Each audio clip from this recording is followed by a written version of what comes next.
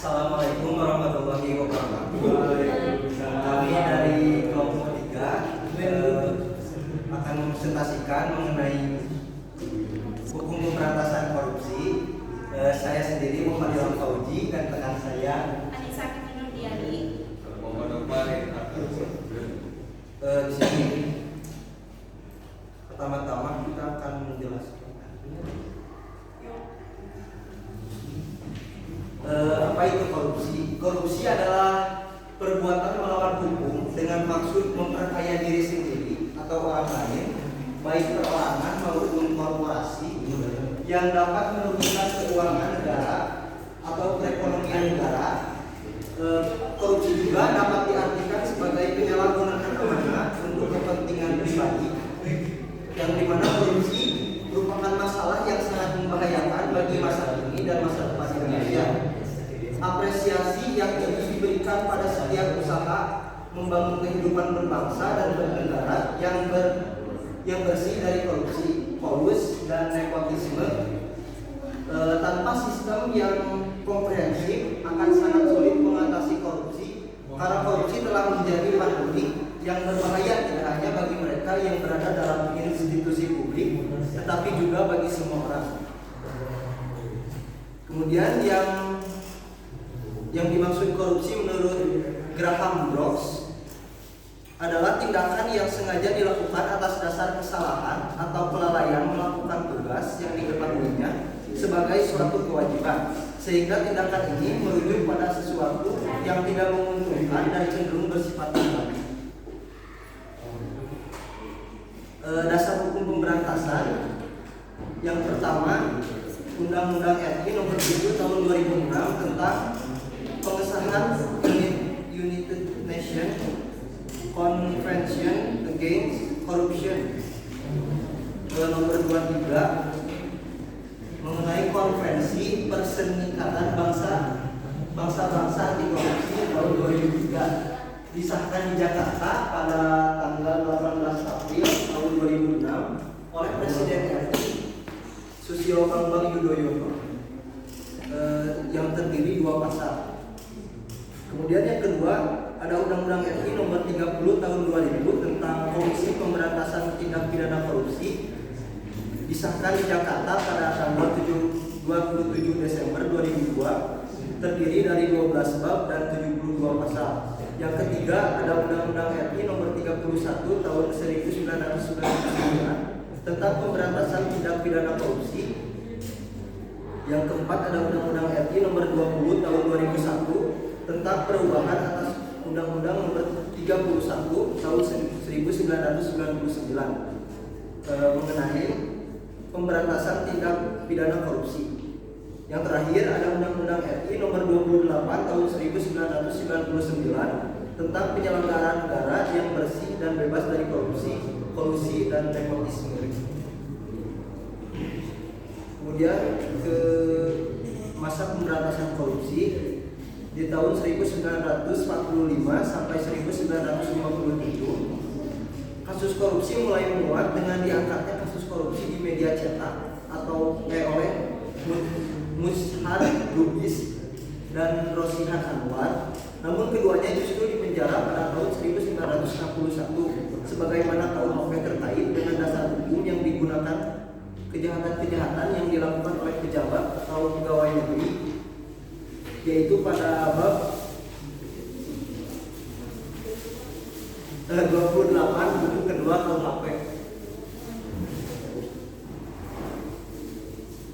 Selanjutnya, masa pemberantasan korupsi pada tahun 1957 sampai 1960, yaitu dengan menggunakan peraturan-peraturan militer, yaitu peraturan perluasan militer nomor sekian, tata kerja menerobos kemacetan, memberantas korupsi, peraturan perluasan militer nomor TPM 08 dari 1957, artinya pemilikan harta benda.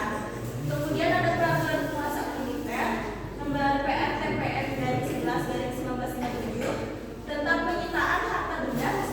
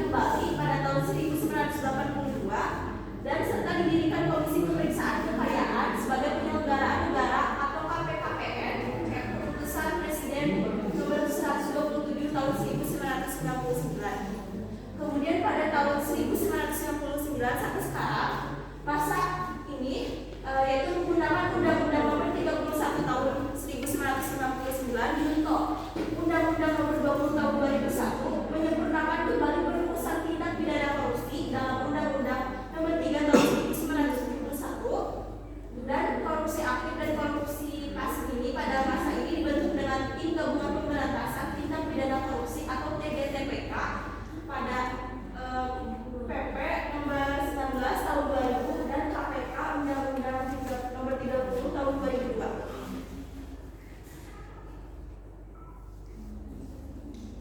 Oke, selanjutnya ada indeks persepsi korupsi di Indonesia pada tahun 2004 sampai 2020. Seperti yang bisa kalian lihat ya, dari tahun 2004 sampai tahun 2019 korupsi di Indonesia mengalami kenaikan yang lumayan besar dan turun dari tahun 2020 hingga sekarang.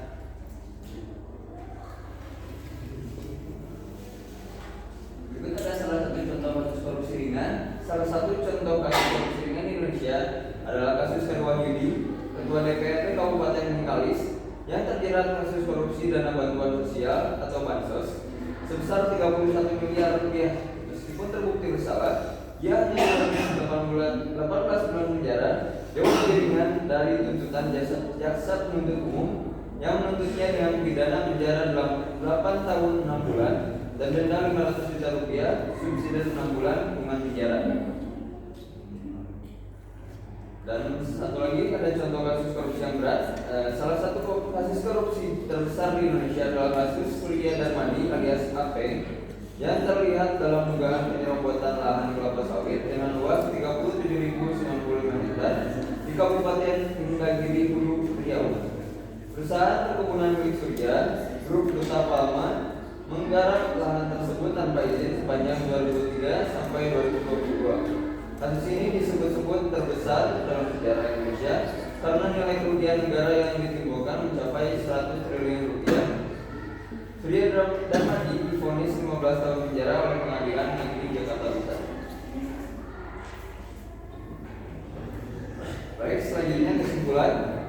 Reformasi hukum anti korupsi pada tahun 2019, Indonesia mereformasi Undang-Undang Komisi Pemberantasan Korupsi atau KPK yang memicu protes sosial terkait kekhawatiran akan melemahnya kekuatan KPK dalam memerangi korupsi. Peran KPK, Komisi Pemberantasan Korupsi, dianggap sebagai lembaga negara yang independen dan kuat dalam pemberantasan korupsi. Pengaturan hukum diperlukan pengaturan hukum yang jelas terkait kemiskinan koruptor untuk menghindari multitafsir yang dapat membahayakan kepastian hukum. Berikut ada saran. Yang pertama, transparansi dan akuntability. Meningkatkan transparansi dan akuntabilitas dalam pemberantasan korupsi dengan mekanisme pemberantasan yang independen dan efektif seperti KPK. Yang kedua, penggunaan teknologi. Memperhatikan penggunaan teknologi dan perangkat digital yang sesuai dalam pemeriksaan tindak pidana korupsi.